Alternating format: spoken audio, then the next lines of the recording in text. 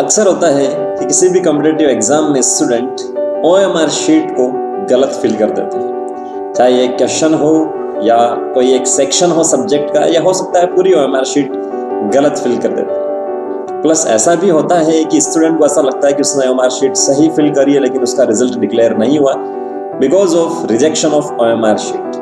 कुछ केसेस ऐसे भी होता है जिसमें OMR शीट को रिजेक्ट कर दिया जाता है। सो ऐसा कौन से बेसिक पॉइंट है, ऐसी कौन सी बेसिक मिस्टेक्स है जो स्टूडेंट करते हैं, वो आज की वीडियो लेसन में डिस्कस करेंगे। Myself Dharmendra Kumawat and let's start.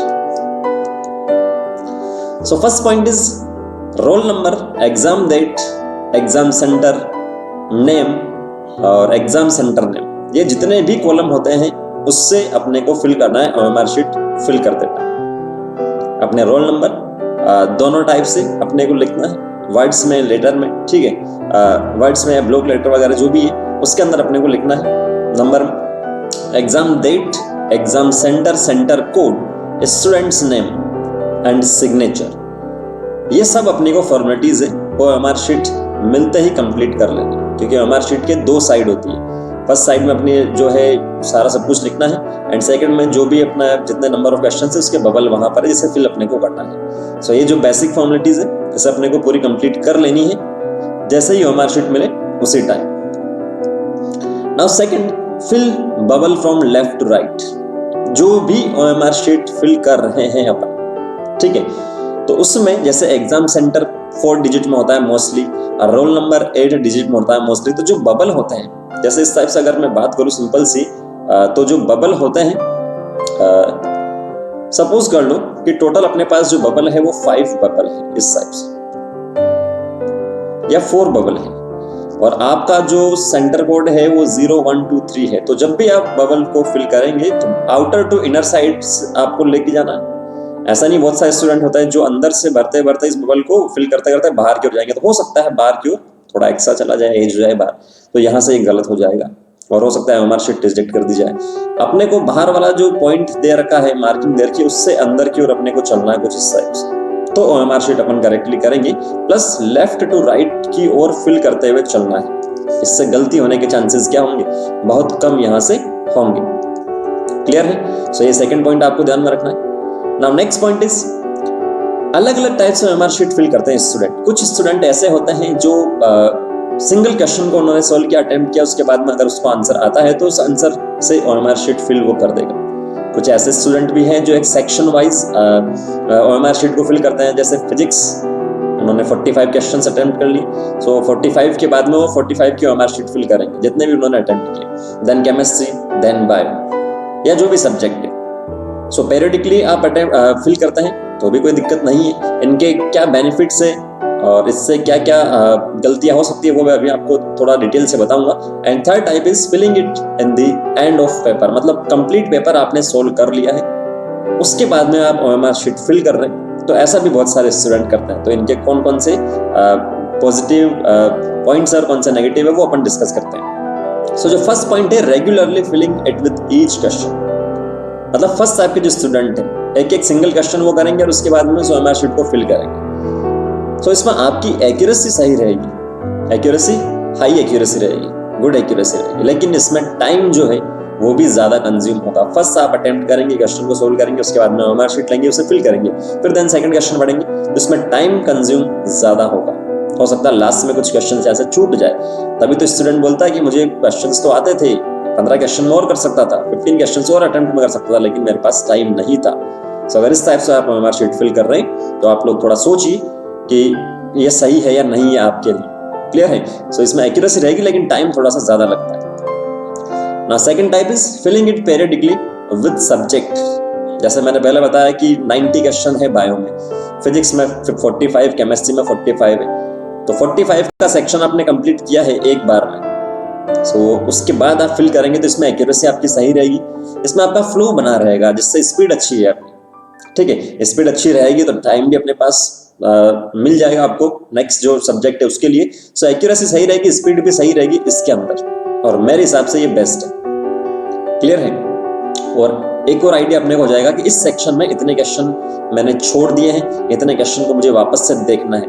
सो जैसे ही सब्जेक्ट आपका कंप्लीट होता है, एक सेक्शन कंप्लीट होता है, उसमें सबसे लास्ट में या सबसे फर्स्ट में जितने भी क्वेश्चन आपके छूटे हैं उनके नंबर आप लोग लिख लीजिए, जिससे पूरे पेपर को वापस से देखने की जरूरत नहीं होगी। अच्छा फर्स्ट सेकंड थर्ड ये हो गया, ये हो गया, ऐसा करने की आपको जरूरत नहीं है।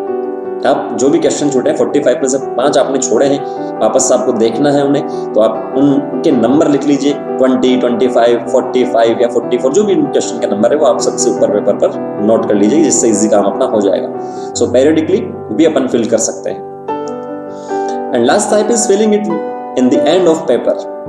180 क्वेश्चंस या 200 क्वेश्चंस आपने अटेम्प्ट कर लिए, उसके बाद में आप अगर उसे फिल कर रहे हो हमारी शीट को, तो मैं इसे कहूंगा आपको ऐसा नहीं करना है। फर्स्ट और सेकंड आप कर रहे हैं तो ठीक है, लेकिन थर्ड बिल्कुल भी नहीं करना है, बिकॉज ये हाई रिस्की है। हो सकता है पेपर लेंदी हो जाए थोड़ा सा, किसी भी सब्जेक्ट में, physics and chemistry and bio, so lengthy हो गया तो आपने उससे क्वेश्चन सोल्व करने में पूरा टाइम लगा दिया, लास्ट में बोले कि 5 मिनट है, तो 5 मिनट में हमारी शीट को फिल करना पॉसिबल नहीं है, और आप फिल भी करेंगे तो उसमें गलतियां होने के चांसेस बहुत ज्यादा रहेंगे।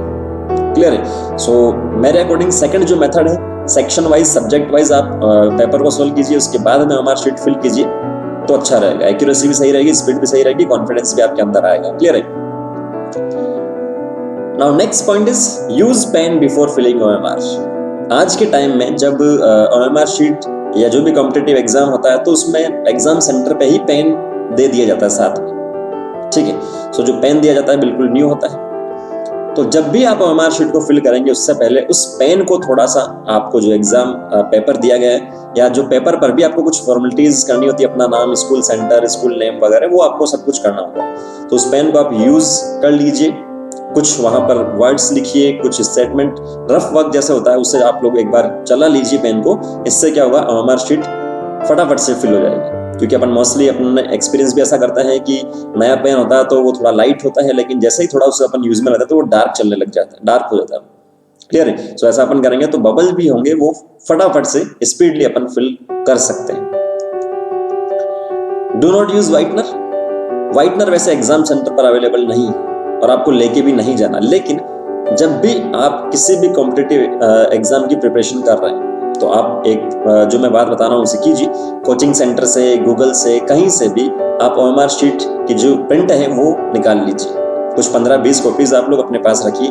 जब भी आप किसी भी टॉपिक को कंप्लीट करते हैं, उसके बाद में क्वेश्चंस की प्रैक्टिस करते हैं, सेल्फ एवेल्यूएशन टेस्ट आप देते हैं, तो उस ओएमआर शीट की हेल्प से दीजिए। अपना नाम, एग्जाम सेंटर, कुछ भी आप लोग, अपना मोबाइल नंबर, रोल नंबर, कुछ भी आप उसमें फिल कीजिए, इससे प्रैक्टिस हो जाएगी, ठीक है। और उस टाइम में आप ध्यान रखिए कि व्हाइटनर का आप यूज में नहीं करेंगे, बिल्कुल सही से ओएमआर शीट को फिल करेंगे। मोस्टली यही होता है कि 2 या 3 क्वेश्चन ओएमआर शीट फिल करते हैं अपन गलत कर देते हैं।